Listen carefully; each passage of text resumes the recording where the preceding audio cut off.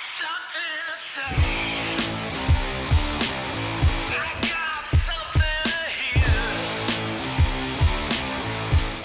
And not so much from a place of knowledge and a place from, I know exactly what I'm talking about because we don't.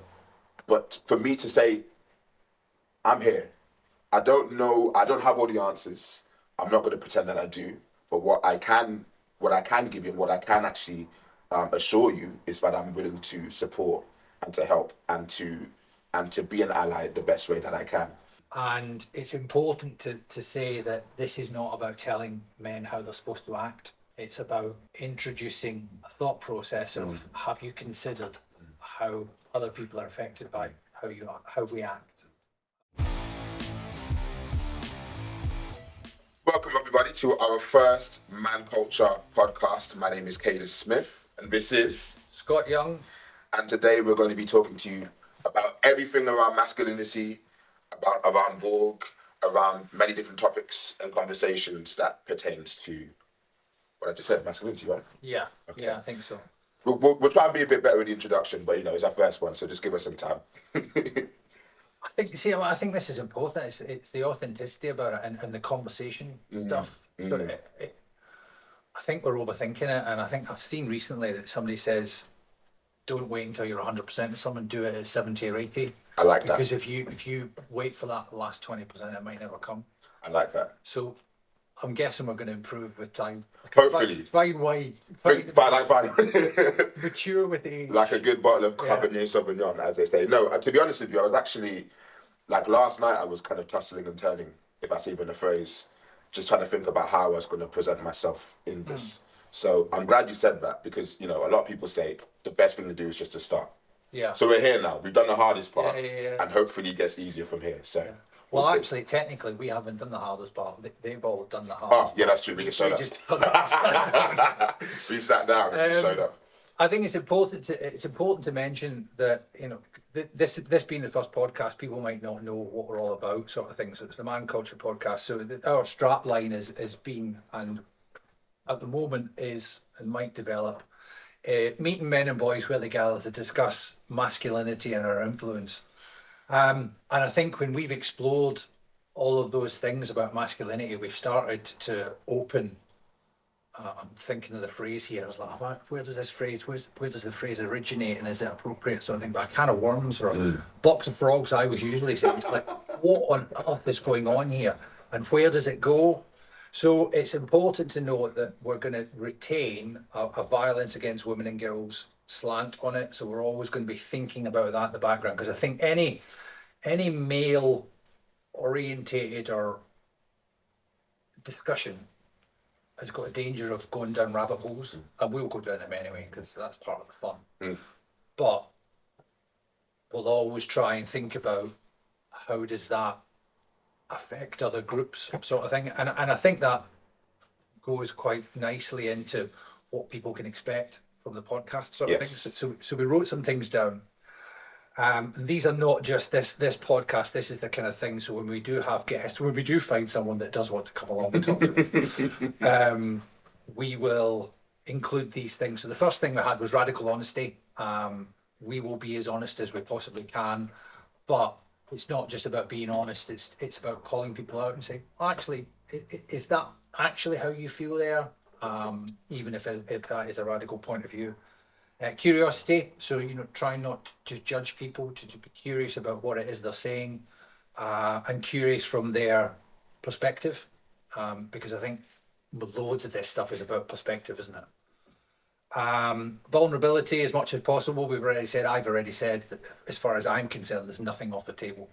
I'm quite happy to talk about my life experiences. The only time I might not struggle. Well, actually, I might struggle emotionally with parts of it, and I don't have an issue with that. But the only time I might have a caveat is if it's someone else's point of view that I might not be sure of. I hear you. Oh, do you know what? I might not want to talk about that because they might be like, why did you mention that? And I did it in my wife's voice, so even though she doesn't speak like that. She's got to love hearing that part.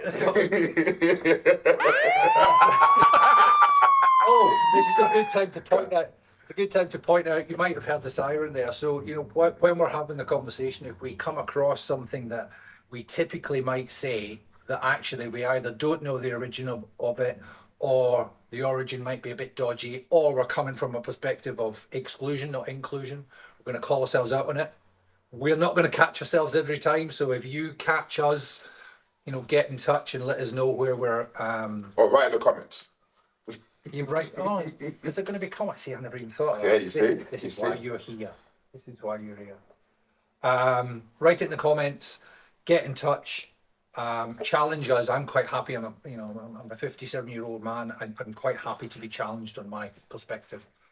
Oh, and that strangely gets into the last one, which is challenge. You know, challenge each other's opinions respectfully, and have a good conversation about it. We don't have to agree, but we can agree to disagree. We don't have to get in a fight about it. Yeah. No, I like it, and just to kind of really wrap that all up. I think the beautiful thing about radical honesty and being transparent and being challenged respectfully is creating a safe space. You know, because when we talk about masculinity, we don't necessarily talk about the soft parts of masculinity or the need to have a safe space where we can actually share and you know, just be in a place where we feel safe enough to be transparent or to be vulnerable or to be challenged respectfully in a sense where it doesn't feel like we're being attacked, right? And I feel that this is probably why, and we'll get into this in a bit more detail in terms of why we started and how we got here, as well as our first heartbreak, which we'll segue into at some point as well. But yeah, I think that's probably why I really enjoy being a part of it, because we have all come from different backgrounds. Yet when we are together, it's a safe space where we can all express ourselves as well as challenge each other and share our ideas in a really nice environment. So definitely want to kind of add to that as well. Yeah, brilliant. Okay. So the big things we're going to talk about, I suppose, you know, if you've hung around this long, you might be hanging around for the duration. So the big things we're going to talk about today is we're going to talk a little bit about us, as you said. We're going to talk a little bit about something that was on the television last week, which was the Danny Dyer documentary on how to be a man, 2 parts, Channel 4. Don't even know if I can do that advertising, but anyway, I've done it now. We're going to talk about our conference a little bit, and if we've got time, there's another sort of subject, or if we do fall short, there's another subject about the women being filmed in Manchester, sort of thing. But the first thing I wanted to do was a check-in. So we're going to just spend 5 minutes on, you know, living those values that we've just talked about. So, because I'm the one that's talking, Cadis, how are you? Oh, how am I? That's a very good question. Thank you, Scott, for asking. If I was to really check in with myself, how am I today? I'm good today. Okay. Last week was a little bit stressful, just a few things that was happening outside of work in my personal life, which has kind of been a little bit up and down. Nothing too serious, Yeah. just logistics and trying to figure out solutions for various problems that were happening around me. So Okay. yeah, stressful, but at the same time I'm blessed. My saying that I always say to people is I'm good even when I'm not. So I'm very much aware that, you know, life is very much this. Yeah. And I think I've found that there's beauty in finding the good stuff even when I'm here. So I always try to kind of I don't try to live too much here, and I don't try to live too much here. It's just kind of appreciating when things are doing bits. So yeah, stressful, but I'm blessed. Like I said, I had a date night with my missus on Saturday, which is quite nice, and we watched Oppenheimer. I don't know if it's been filmed. We did have a conversation about it. We won't get into it. Some very controversial topics around your opinions on Oppenheimer. I thought it was a good film. You thought it was okay, you know. But we'll see. But yeah, no, it was a very, very good weekend. Very productive on Sunday, and yeah, now we're here. Now Okay. we're here. How about you? How are you feeling? How's your week? How's my week been? Really good. No, so if you said to me, how am I feeling right now? I feel brilliant. I feel really good. And I almost feel, do I feel guilty about it? I feel guilty about sharing it because, and that's an interesting thing. So anyone that's been in a room with me over the past sort of few weeks, please accept my apologies, but I'm going through a bit of a health kick, and I'm really reaping the benefits. Certainly, maybe the past. Right, so I run quite a bit, And recently I haven't been enjoying it, but you still do it anyway. And I think today I went out for a run this morning, and I was like, I'm really enjoying this. I'm really enjoying being here. But yeah, really good. I'm eating very cleanly, much to my family's discontent. And I'm not really. It's funny. Once I've read a book, and I would really hesitate to recommend it to anyone because it has the potential to really change the way you look at things, and I cannot see things the same anymore.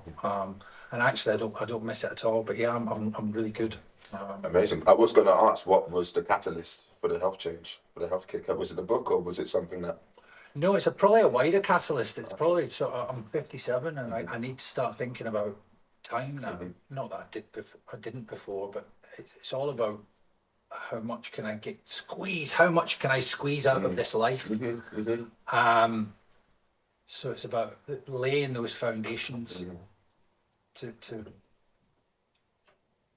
provide a good platform to move forward. For sure, definitely. Something you said really resonated. You talked about the life's like this sort of thing, and I think we try our best to avoid this and do our best to get there, and actually in that act you miss 80% of life. I agree. And I think there is joy in the lower parts, but funnily enough, Steve he said he determined he wouldn't get involved, and he's just off camera waving at his fight. He was I'd seen about it I knew about it for a while, but then I just found out the phrase for it is equanimity. I'm not going to pretend like I know that word. Yeah, so I had to sort of find out about it. So equanimity is just, I think it's like not, and probably in the comments, if you disagree with this explanation, it's like not having to chase either. So if you feel good, you don't have to try and stay in that space. If you feel bad, you don't have to try and get out of that space. It's being okay with where you are. So I think it's called equal mind. Equanimity is equal mind. So it's just being okay with where you are. And I think what you said, I'm okay. I'm blessed. We are quite blessed, aren't we? We do quite well, and there's ranges of success, but generally. Well, we've probably eaten recently. We've probably slept okay. We've probably got a roof over our heads. And actually, there's quite a lot of people that can't say that. Exactly. Yeah. In a Exactly. wider. No, for sure. And that has been something that I've been trying to do, which is to find the gratitude anywhere, anytime, any place. So, for me, I try to write down a lot of things that I'm grateful for, especially in the moments where it doesn't feel like things are going right. And I've always noticed that when those things are happening, normally around the corner, something beautiful kind of presents itself. So I've always tried to make sure that even in those moments, my eyes are still open. I'm not, I'm not closed. I'm not covering my ears and closing my eyes. I'm trying to embrace what's happening. So to trying to find a lesson, So and big up to you for the health kick. That's inspired me. I feel like I've got to read this book actually. I've got to see what's going on. I would be careful. Yeah. Okay. It's potentially. I can't see food the same now. Wow. Okay. Okay. But I get the feeling that you don't really. I get the feeling you're pretty healthy and you're pretty. I try. You look after yourself. I try. It's balance, right? I've seen those boxing videos, mate. I'm trying. Yeah. No, I'm trying. But I mean, yeah, it's. I'm also kind of thinking about that as well in terms of as I'm getting older, I need to also just appreciate and again laying the foundation of making sure that health is a part of my lifestyle. So the balance in the sense of I'll have a pizza, like I had a pizza over the weekends, but also making sure that I'm drinking my water. You go do it every night. It's not pizza every night. Yeah. Not every night. There was once upon a time when I used to have KFC about 4 or 5 times a week. Not anymore. That was a dark time. But yeah, definitely. I'm a reformed man. I've changed, but yeah, there was a time. Okay, right, awesome. And I think it's important to just talk about that check-in. It's not always going to be.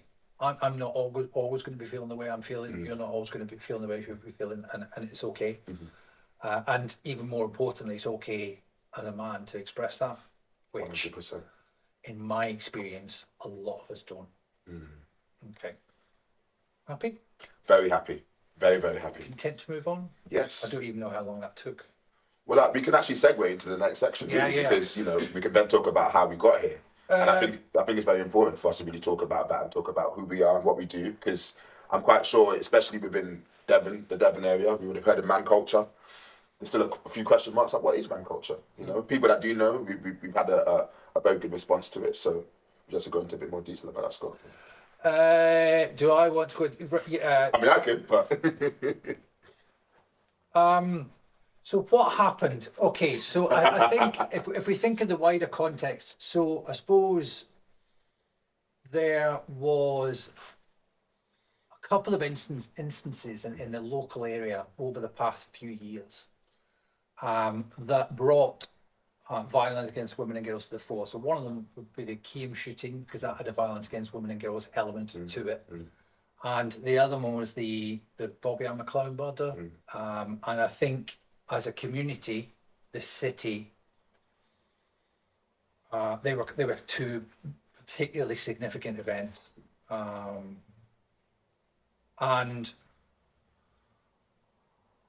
out of that came the VOG report. The VOG report was commissioned that basically found that for Plymouth is 52% of the people in Plymouth are identify as female, and they're probably not in the best space regarding their own safety, and it's probably not them that are making each other unsafe. It's probably men that are doing that in general. And I'm using the context very widely. I'm not saying it's all men sort of thing. So when people were having conversations around violence against women and girls in the community, they noticed that it was women that were having the conversations. And you, as I alluded to earlier, women are the perpetrators of the violence generally. I'm not saying it doesn't happen, but I'm saying generally it's so. We're not really talking to men about it. And so fast forward to us ending up in a space together. We were brought together by an organisation. They did a 2-day training course, and they were just investigating masculinity, investigating what it felt like to be a man, etc., etc., and the different sort of aspects of gender equality and gender and power dynamics. Yeah, privilege in general. Privilege, that word that a lot of us bristled with. And then out of that training course, and the one that stands out to me that I will bring up was they asked us about feeling safe in the city. So when you move around the city, how do you feel? So for example, if you go home at the end of the night, how do you get home? Do you think twice before getting in the taxi? Do you worry about how you're going to get home? And generally, in that space, we were like, no, don't really worry about it. That raised some questions about, I wonder if it might be different for different genders. And the upshot was that we got asked to go home and ask our partners their experience. And that was at the end of day one. Yeah. Start of day two, we all come back in and went, oh, there's obviously something we're not seeing here because we don't experience it because we're men, generally. And I think that was, for me, that was a big, I'm saying it's the catalyst for us, but for me, that was a massive catalyst when my wife said, yeah, every day. And I'm like, okay, I did not understand that. I'm the father of 2 daughters, 15 and 13, nearly 16 at the end of the week. How does that sort of feel, sort of thing? And then just moving forward into, okay, how do we encourage men to think about these things? Because I think we don't think about it generally. Is that a fair assessment of? Very fair, yeah, definitely. I feel, my thoughts around those 3 days, I believe it was.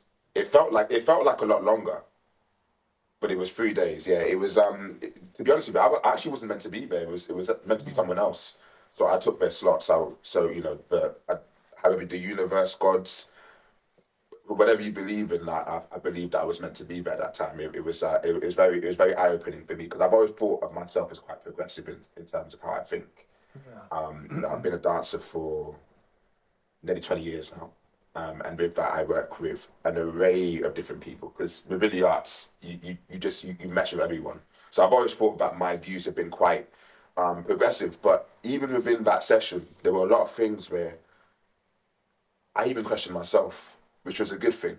I like to question myself, and it was that conversation. When I went home, I had a conversation with my partner about some things, not even just my partner, but just a lot of different women in my life about what have you experienced been? This is what I've been told, and again, it's like all the time.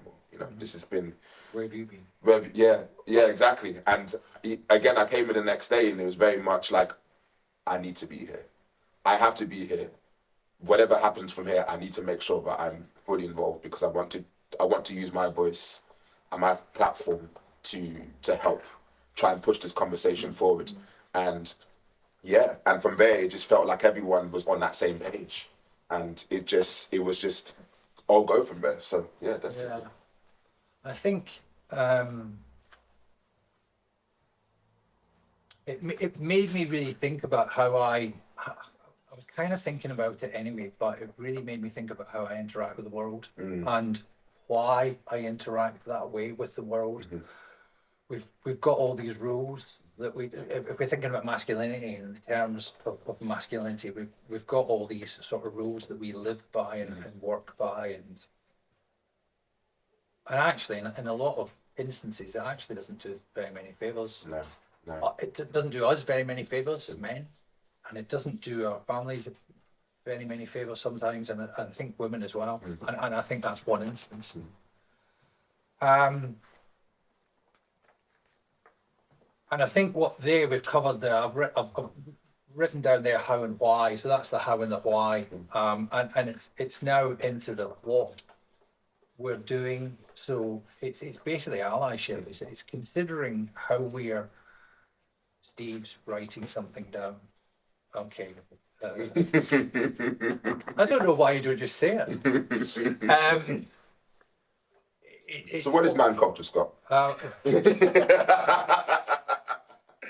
Great chat. It's a really subtle play on words that we've spent a lot of time on. Yeah. Can we just say we did spend a lot of time? Oh yeah, absolutely. And that wasn't said in jest. We actually did spend a lot of time on that word. Yeah. So we thought about what do we call ourselves, what do we name ourselves. We usually wear T-shirts, and I think today we're not, because we talked about we just wear what you want sort of thing. Favorite band T-shirt. And so male allyship network. So MAN, obviously the acronym Male Allyship Network. And it's just, so it's a network of men, people that identify as men, networking together, allying for each other, but more importantly, allying for allying for other gender groups as well, and understanding how we interact with the world and why we interact that way. And the reason we put culture at the end of it, why did we put culture at the end of it? Because I guess, for me, I guess culture is an action, right? So without action, there's no culture. So, for example, that probably wasn't in my brain. That's how I look at culture. So, for example, if I'm a massive fan of hip hop. Hip hop is a culture because there is people that used to come together in social environments under a place where there was a lot of oppression, but we would actively engage in music, in art, in dance, in language, and that created its own culture, which is now kind of, it's kind of made its way into the general world, into pop culture, hip hop culture. So for me, when I look at man culture, when I look at that, us being able to provide an opportunity for men to speak, to feel seen, to feel heard, but also to be challenged, the way that we were, it created a culture which we can then actually push into the general way of life in Plymouth and beyond. So that's how I view it. In maybe if you gave me probably 10 more minutes, I probably could have said that in a much more cleaner and more digestible way. But yeah, that's not what it's about, though, is it? It's about conversation, and it's about thinking as you're talking as well. Yes. Thank you, Scott. I appreciate Didn't that. I- Thank you. No, I think it is. And actually, you made some sense there for me, because I think I gave you a face as if, what does that mean? Because you said it's an action. And then I translated it into my language as a verb. So and you're absolutely right, because you can't point to it. So therefore, it's not tangible. So therefore, it's what we bring to the world. So therefore, and it's about, as I said it, why did we put culture in there? And I started remembering it, and you managed to trigger the memory that it's about, okay, so how does that influence the culture of Plymouth? How does it influence the culture of, the United Kingdom, the world, etc., etc. Didn't I hear it was also counter lad culture? Yeah, that was another thing we did, and do you know what? We were really careful there, and I don't think we were. That's not true, because from the outside looking in, you will just see the sentence that we're challenging lad culture, and that wasn't an immediate thought. We didn't just think, yeah, let's challenge lad culture, because I think, and this comes very nicely into, I suppose, remember that trip we took to Bristol, and we took a trip up to Bristol. It was to, meeting men and boys at the what was it called? I'm not too sure, but it was a conference around various different aspects. Yeah. Boys at the Crossroads. Boys at the Crossroads. So how do boys become men, and how do they interact with the world, etc. And it raised the prospect of, actually there's a war going on, and I think we're going to talk about that in a little bit. So when we start to use this terminology, people start getting their armor on, and they start like getting the guns out, and they start thinking, metaphorically speaking. So we're expecting challenge, whereas actually we're all human. We all bring something to the party, sort of thing. So we can all just have a conversation about it. And thanks, Ali, for reminding us of that. But so it is challenging that lad culture, or it's not maybe challenging it, but it's maybe promoting people to reflect on it and consider how it's affecting other people. Yes. About how we're interacting. Yes. So the things we're doing moving forward. So it's a male allyship network. So it's allying with men and also allying with other gender groups as well, specifically around violence experienced. And I suppose it's important to note that violence isn't just experienced by women. So violence is experienced by men. By men also. So yeah, it's just that sort of thing. And I think as well, it's that whole idea about challenging that homogenistic idea around man. What does that actually mean, right? And I think that's probably what has really gravitated me towards this. Again, and I said this before, but when I sat in that room on that day, there were so many different people from different walks of life. And some of us were quite vocal in how we challenged some of those ideas, right? The beautiful thing about that was, as the days continued, all of those ideas softened. There was even a few tears. I know a couple of the guys there cried, and that was a beautiful moment for me, because I've always thought of myself as quite not emotional. I'm a sensitive soul, but even as we have those conversations, I'm chatting with my partner, and there's even things where that kind of old school idea of what it means to be a man, that whole homogenistic idea of what it means to be a man kicks in sometimes, where the shame kind of comes over me if I start to feel myself being vulnerable, or feel myself experiencing those emotions which you wouldn't attribute to a man, right? So even I've had to kind of challenge myself and kind of go, well, how are these ideas actually affecting me? And they are affecting me in a negative way a lot of the time, because I've always tried to champion authenticity and being who you are at any given moment in time. And there's a lovely gentleman who is almost like my mentor. He doesn't know it. He doesn't know who I am, but his name is Jason Williams. And a question was, what does it mean? What does it mean to be a man? And I'm going to paraphrase, but it's along the lines of, a man is anything at any point at any time. Like there is no real definition. A man is strong, but a man is also soft, right? Because there's that whole idea about, okay, I should lead, but you should also have empathy. You should also care. You should also want to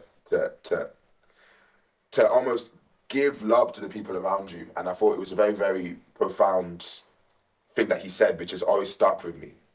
So yeah, I think it's very important, and what we've done, I'm very proud of everyone, because not just in terms of what we created, but also the fact that just seeing everyone go through this journey together and seeing the changes and the conversations that we've had, and just the way that we've been able to interact with each other in from a place of love and a place of care, it's been very, very, very good. And you know, I'm quite sure you're going to be talking about the conference, but it would be also really good to speak about our findings from last year as well, because there were some very interesting conversations that we had within that conference, which I think would lead into, you know, our announcement moving forwards. But yeah.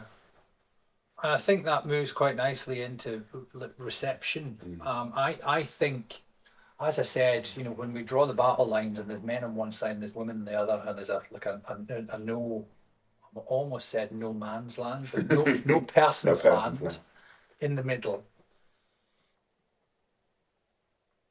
If we're going to occupy that space, we occupied it very gingerly.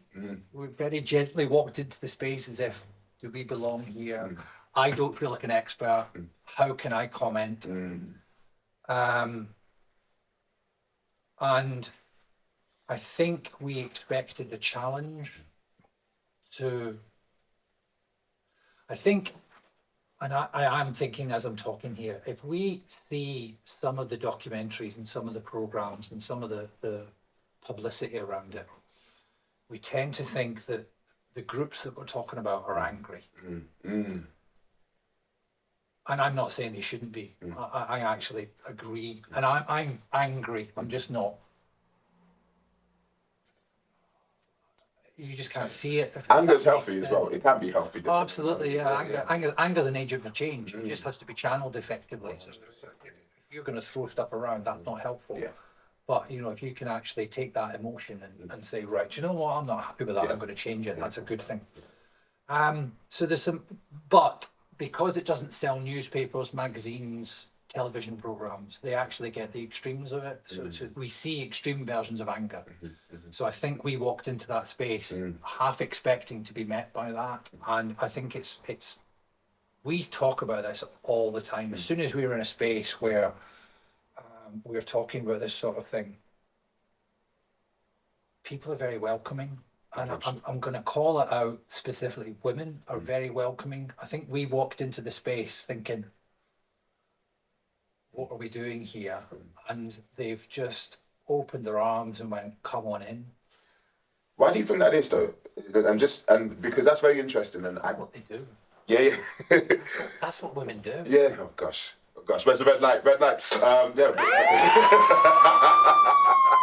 No. But In a good way. For sure. And the reason why I've said that, because you mentioned something very, and it's true. We're not experts in this, right? So because of that, it's almost that there's almost, like you said, gingerly kind of stepping into this space because we don't want to say anything or contribute negatively to this, right? Yeah.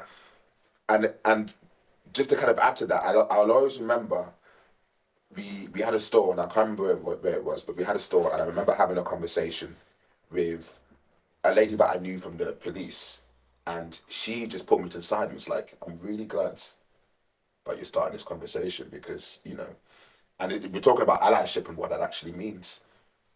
And of course, if you're fighting a fight and you're looking around for people who hold that privilege and they're not getting involved in the conversation, it can almost feel like you're fighting a losing battle because you're preaching to the choir. But actually, we need to be speaking to the people that need to hear the message.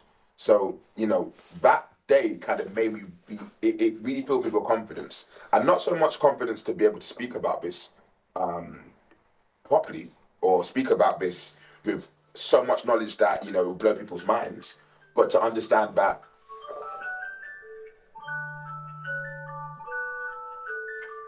Is that okay, cool. So yeah, we're talking about being gingerly walking into the space. Shall I just continue?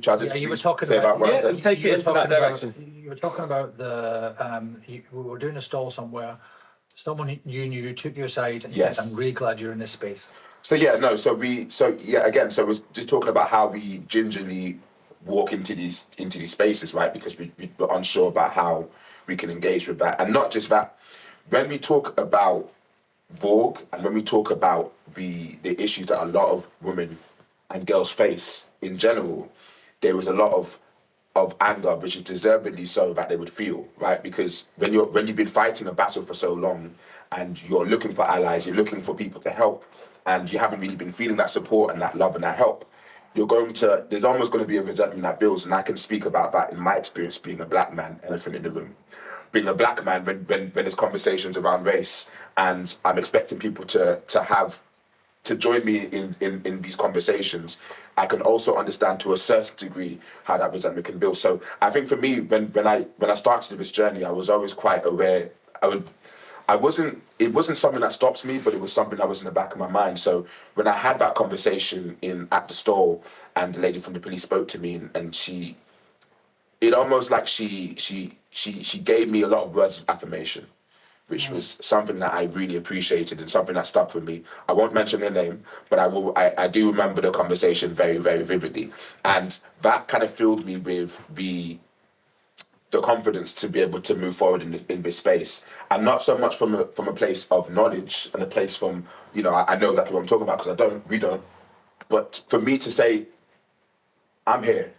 I don't know, I don't have all the answers. I'm not going to pretend that I do. But what I can give you and what I can actually assure you is that I'm willing to support and to help and to be an ally the best way that I can. And I think that's probably what's been so beautiful about our journey so far. And I don't want to put words in your mouth, Scott. But just in general, I feel that we've all kind of come to that understanding that no, we're just here to contribute to this conversation. And if we can speak to men and boys from a place of empathy, not from a place of I know, because I don't, but from a place of have you tried thinking about it from this perspective? No. And it's like what we said before about challenging respectfully. Okay, I hear what you're saying, and there may be a reason as to why you're feeling that anger, right? But have you thought about it from this perspective? Have you looked at it from that angle? Actually, let's just switch the conversation to another. Does it make sense? So that's how I feel in terms of my journey and how I feel that the whole idea about war. Yeah, we can be at war. We are at war with this idea. We are at war with the systemic issues that we are facing with society, but we're not at war with each other because we're all suffering. Yeah. I think you made a couple of really good points. I wish I had a notepad to talk about them. But there's something about, I think, hearing what you said, I've got my own story about that as well, because I was taken aside and spoken to at the same sort of time. And I feel as if I've got to quantify, or defend's the wrong word, I feel as if I've got to explain what I meant about that's what women do. I think women are generally very more welcoming, more open, more... And I realise I'm saying all this stuff that reinforces stereotypes.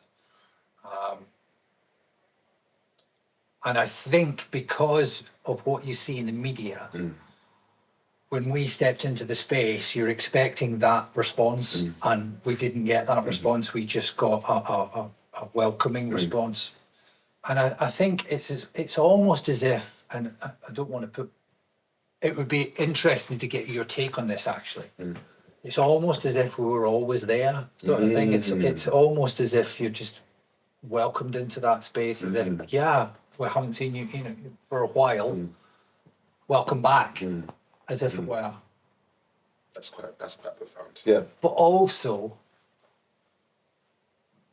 from a cultural perspective, so you said you weren't supposed to be in that room. It's a good job you were, to be honest, because if you weren't, we wouldn't have had that diversity, because you're really good at challenging things quite respectfully. And more importantly, there was something you said recently, and I thought, God, that's got to be one of the strongest things I've ever heard. You said, okay, that's fine, that's your belief. I don't have an issue with that. We can't be friends anymore. I'm like, what? And you didn't say it to me, but you were explaining the situation. You were like, okay, so this is what I'm saying to you. These are my boundaries. and if you encroach on them, this is the result. We will not be friends anymore. So you need to know what you're putting at risk here.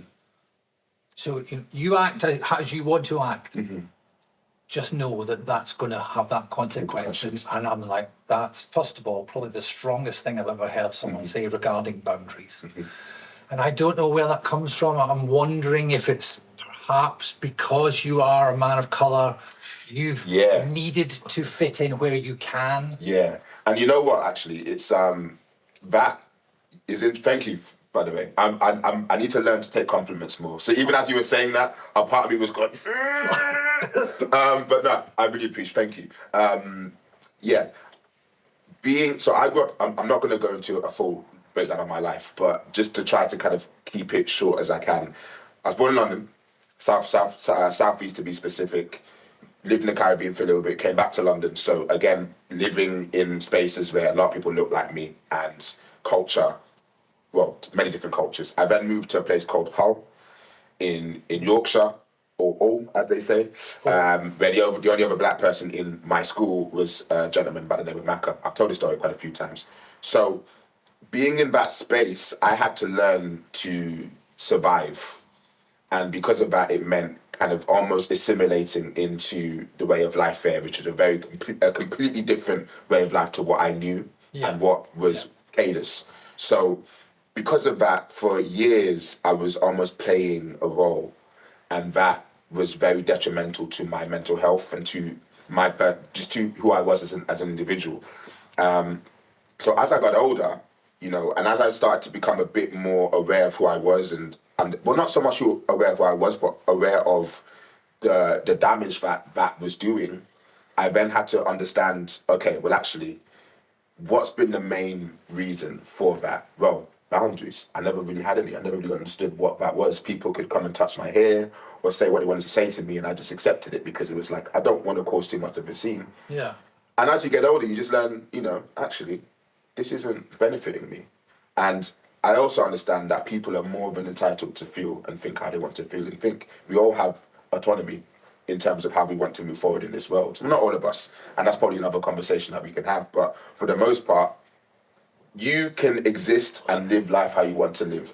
If you have your answers or you have the solutions and you choose not to work with those answers or solutions, then that is your prerogative. However, that's not going to benefit me in the sense of I need to make sure that the people around me care about me and care about the things that I care about from a moral standpoint, right? Yeah. So I think for me, that's been a very, very big thing for me that I've had to build through therapy and through conversations and through community and through healing myself. So yeah, thank you for saying that, because that's something that I'm still working with that to this day, bro. That I like to think that I am strong within my feelings, but at the same time, there's still things that I have to work on as well. Okay. So if that made you uncomfortable, this is going to really make you Ooh. uncomfortable. Do it. Because I didn't work on it until you showed me that I can. Yeah, I didn't even think about it, and I suppose it leads quite nicely into the sort of second part. But while we had a pause there, we talked about the message, and it's important to say that this is not about telling men how they're supposed to act. It's about introducing a thought process of have you considered how other people are affected by how we act. So the thing that I did want to talk about was the as I said, the documentary that was on last week, Danny Dyer, How to Be a Man sort of thing. And he said he watched a bit of it, he watched some of it. And I've deliberately not had any sort of subheadings under it. It's just talking about that for the next sort of, and I think it leads quite nicely into what the kind of thing you were talking about anyway. What did you think of it? What were your thoughts? I'll be honest with you, this is something I've got to really go back to and actually sink my teeth into, because when I watched the first, say, 20 minutes to half an hour of it, and I was finding it very hard to resonate fully with, and I think, and I don't know if that's a personal thing. I think obviously it was Danny Dyer's, wasn't it? And Yeah. I like him, But in terms of the conversation that he was having, I think something turned me off about that program. But one thing that I do enjoy about it was exploring and actually starting up that conversation about what does it actually mean? What is masculinity? Toxic masculinity, what is that? And that kind of started that conversation in my head around, yeah, what is toxic masculinity? And that's something we can probably go into a bit more detail. But I know obviously you watched it in length, so it'd be really good to kind of get your thoughts in it, and I can probably just kind of jot in those ideas Really, as well. it's really interesting how you say that, because you said you like him, but there was something that that put you off about it. And I think they were very clever in who they got to head it up. Definitely, yeah. Because if we think about the characters that Danny Dyer plays, he usually plays, in fact, I think he uses the terminology in the documentary quite a lot, geezers. Jesus, yeah. Criminals, geezers, wide boys, lads. So he plays very masculine characters. I struggle because I always think of human trafficking. His character in that, and he was we've all got one of them in our lives. Funnily enough, I think I used to be one of them in everyone else's life. The one that was just up for a laugh and just he would do something because it felt like fun, Yeah. and it was just sod the consequences sort of thing. So I think they did that very cleverly. But I also think it brought my I was going to use the word prejudices, but I don't think it was prejudices. It was my Bias bias and stereotypes, because I thought, because I've seen him act in so many different roles that are actually probably in some way similar, I thought he was that person. I hear you, yeah. And then when he had a comment, so at the start of the second episode, he's talking to his daughter, who's quite famous. She was in Love Island. Yes. Danny Dyer. Danny Dyer, yeah, Her name's Danny. With as an well. eye. Yeah, and she said a few things. She said, "Well, you are a very emotional man," and I was like, "Is he? I don't think he is." And then she started saying some other things that I can't quite recall. So that showed me my stereotyping Definitely. that I'm putting him in a pigeonhole of Yeah. this is the kind of person he is because this is the kind of people he plays. Portrayed himself as in public. And actually, we are way more than that. Definitely, yeah. And even So that leads to what you were saying. What was it you said? We are everything and nothing. we are everything at any given moment. Something, and that's going to be very different to how I first said it. But a man is. You did say you were paraphrasing. Yeah, I was paraphrasing. I did preface it, but yeah, a man is everything at any particular time, at any given moment. Yeah. So and that was a very beautiful thing. And just to add to that, actually, because even as you were talking, and even as actually I spoke, I realised that my bias kicked in. So and I have a lot of conversations with people about bias because we all have it, and that kicked in. But there was a scene where he was talking about his man room, and it was just like full of. And when I looked at it, I was like, that's very, he's got old school comic books in there. He likes to go in there and read, and it felt like a very safe and sensitive place for him. And even in that, there was almost like a cognitive dissonance in my head because I was like, this isn't. I'm really trying to grapple with my idea of you, and who you are actually as a person. And that was really, really interesting. And to be honest with you, even that small section shows why these conversations are really important. Because even if I myself identify as a man, could also have those biases towards another man and what I think masculinity should be or what it looks like, I think it's very important that that conversation was happening. Because I think from what I watched from that, I think it was a conversation about what is it? What are these things? What are these things that have been in place throughout a period of time that makes a man, like, what are these things, and are these things true? Can we challenge that? And that's been a big part of my growth, is challenge, sitting in those uncomfortable truths, kind of going, ooh, that doesn't feel right about myself, but let me sit in that and try to figure out where that's coming from, i.e. looking at Danny Dyer, judging him based on how he's been perceived in the public, and being turned off by the message that he's trying to actually give, which is a very positive one. Yeah. So, yeah. And I think he challenges himself. Well, he doesn't challenge himself. He contextualizes himself as well. So when he talks to his younger brother, who he does say is very different from him, but he does say, "Well, look around. This is where we're from, a council estate in London. Our father, you know, left when they were 9." And also the context of how were you allowed to express yourself in that environment at that time? So, and obviously in different environments, you can express yourself differently. And depending on where you reach that environment. So I think for me, the environment I'm in now allows me that space because, okay, this is a really good one. It's a really good one in my head. It'll be good. You I'm can ready. judge if you can judge. I'm ready for it. I'm ready. This, I think, is a good example. So, when I was younger and trying to find out how to interact with the world, the rules were being imposed on me. This is what you do. This is how you are. And I think I might have said in conversation, you know, all the role models the male role models in my life were all silent until they exploded. And so I thought that's what men do. They just keep quiet until they can't keep quiet anymore and just explode, sort of thing. So, and I went through a period of doing that. Unfortunately, I wasn't very good at it because I was like,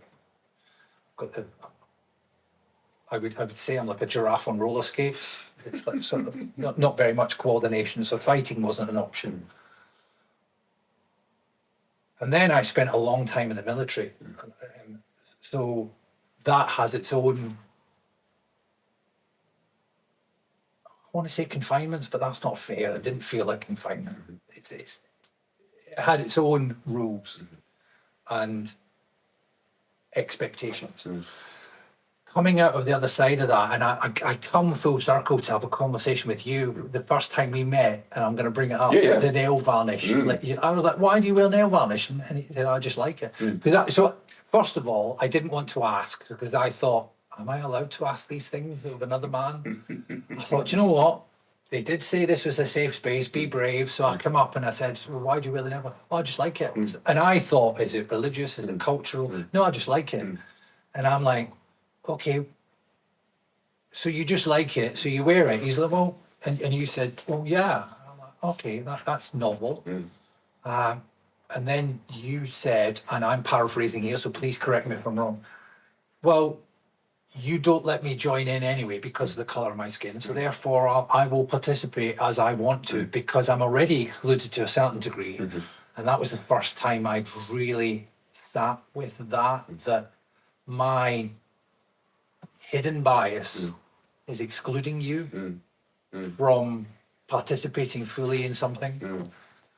And so to come full circle in the in the sound bite that I was talking about, I was trying to learn to be a man when all the rules were imposed on me, and I realized that quickly and I conformed. And now I find myself at the other end of this, that I can express myself more freely now. But now I feel as if the barriers are internal instead of external. Yeah, definitely. Ooh, that's a good one. That's a very good one. Yeah. So it's about, you know, if I feel upset about something, can I say I'm upset about something, or do I be a man about it? Sort of thing, do I? Or so I remember the same instance that you said that in that room someone cried. I remember that. And I remember, like, we were looking at each other and said, is he crying? Not really. Obviously, I don't think, but it was a very powerful moment that someone felt safe enough to be that emotional in that room full of 12 men. And then for us all to be okay with that, I think that was interesting.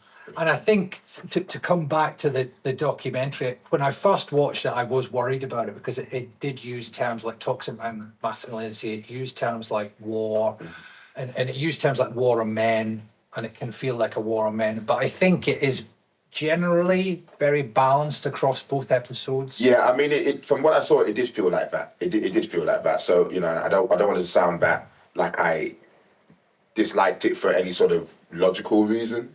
I think it was a personal reason. And even after that conversation that we just had now, I'm more inclined to watch it and give it a really good crack. One thing I will say, toxic masculinity. Yeah. Right? So that word or that phrase has been used quite a lot. And I think now it's almost it's radioactive to the point now where people respond very emotionally to that phrase when it's used. Like, what are your thoughts on that? Like, what are your thoughts? Me? Yeah, like, just in terms of like what one, how it makes you feel, but like, what are your thoughts on that term? I don't have a problem with it, but that's me.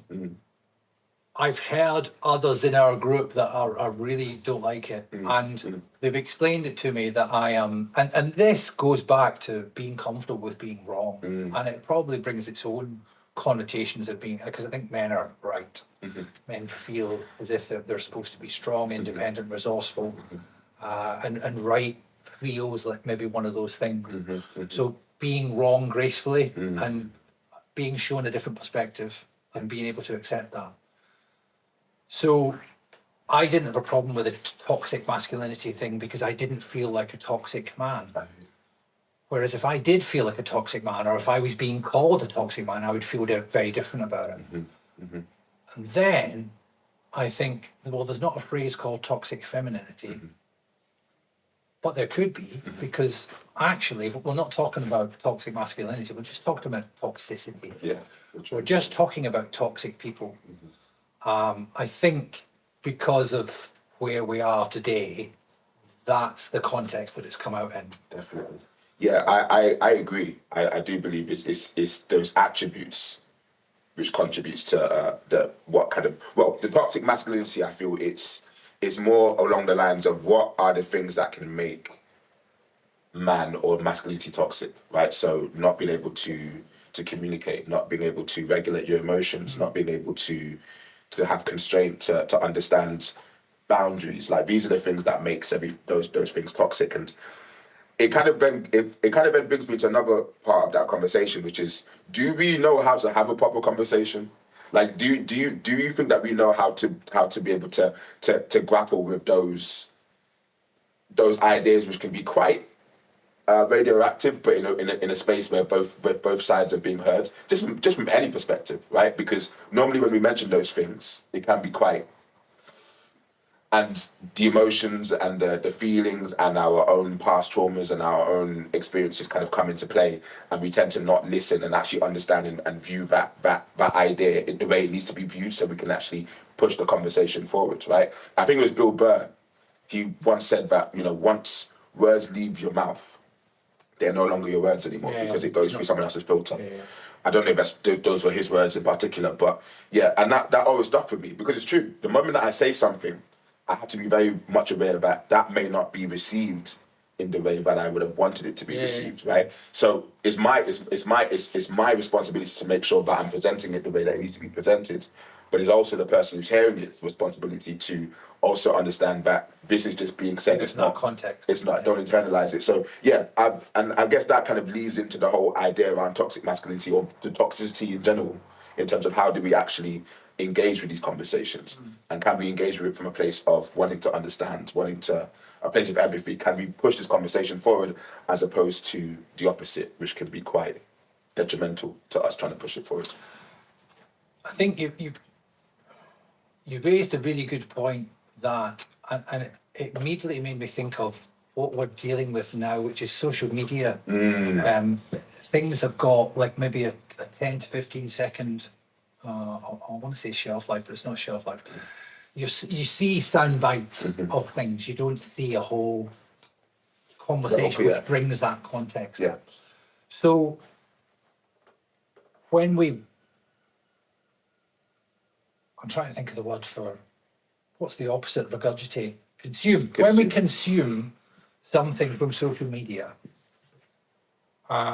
we only see that small part of it, and then we're on to the next thing. And especially some generations, they are very, the retention spans are sort of shorter. Context is a lot of it, and you talked about space. There is no space there. It's next. It's about creating that space. It's about finding the space that we can actually deconstruct these things and think about what they actually, what I just said, what does that actually mean? And what does that actually mean to Cadus, who doesn't have the same experience as I've had? Yes. So yes, and definitely, and that again is it leads into me being turned off by the fact that Danny Dyer was hosting that conversation in the show. So it's again making sure that I have to challenge myself and make that, where is this coming from? Where are these ideas and feelings coming from, and why am I not engaging in this the way that it should be engaged with? So why did they pick him? why did They picked him for a reason. Yeah, because yeah. actually, I can see people gravitating towards it for that towards it, reason for sure, definitely. more than.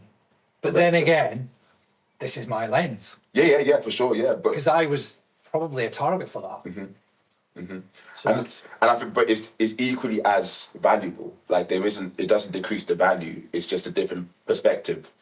How do we make sure that we're all engaging within that idea?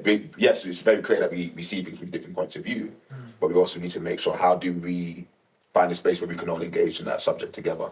yeah, So definitely. leaving the space for it. Yeah. I think draw a line under that. Draw a line under it, yes. Draw a line under it. Come on to the next bit, which is we did have it down for 10 minutes, but I haven't really looked at the time, but I'm kind of guessing we haven't got 10 minutes on it.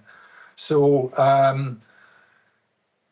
and I suppose it links to what you're talking about, which is conversation and the conference. So we ran a conference last year. Do you want to expand a little bit on Yes, what we yeah. did last year? So September last year, we ran our first Man Culture Conference at Home Park. So Argyle's home. For anyone who's not from Plymouth, Home Park is Plymouth Argyle's football club, is our stadium. So we had our conference there where we had different speakers. So we had Beyond Equality. We had who else did we have? We had someone from the university. Nate Heinstad, we had Megan Field, who Megan was the blog Fields. lead. Yeah. And Ben, who's from Man Culture, one of our own. Ben Ramon, yeah. Oh my goodness. Ben Coates, who's one of our own members, and also an author Yes. of the intimacy book. Yes, he is. Yeah. I've got to get that in. Yeah, because yeah, he would moan at us for not getting it. Definitely. Make sure you get it on Amazon. Link. link in the description. Yeah, and yes, and not just that, we had many different stalls. So we had obviously Trevi that was there. We had Andy's Man Club that were there. So yeah, it was a very, very, very. It was. I can't even explain how that day made me feel. It was very overwhelming, but in a good. Oh my goodness, yeah, it was cloud 9, cloud 10, cloud 20. All kinds of emotions. Yeah, it was a day where we thought, can we do this again? Yeah. And I mean, I've been waiting for Stephen. Can we do this again? You know, we do actually have a new conference coming up in September as well. So it's going to be our second installment. Yeah. Coming up. So you can probably go into a bit more detail about that. But in terms of me, that day really started a lot of positive conversations, and even within that, there was some pushback, wasn't there? We had a few people that kind of gave a different kind of insight. And one thing that I loved about that was, even though those point of views were very different, the way that it was handled, the way that we kind of held space, and we allowed that to happen, and we engaged in that conversation in a very healthy manner, it just kind of showed the importance of that conference as a whole, and why I'm very excited for the new one that's coming up. The power of being wrong. The power of being wrong. Yeah. Yeah. I think so moving forward into this year, our conference is in the same place, Plymouth Argyle's Football Club's home park. It's on Wednesday, the 25th of September. It's an all-day event. What we mean by all day is, it's going to be pretty fluid. I suppose who wants to come and speak to us? Isn't it? This year, we have got a focus on what we're going to be doing, but I don't think we're advertising it just yet, because I don't think we haven't got the sound bite just yet. Because last year it was time for change, conversations in masculinity.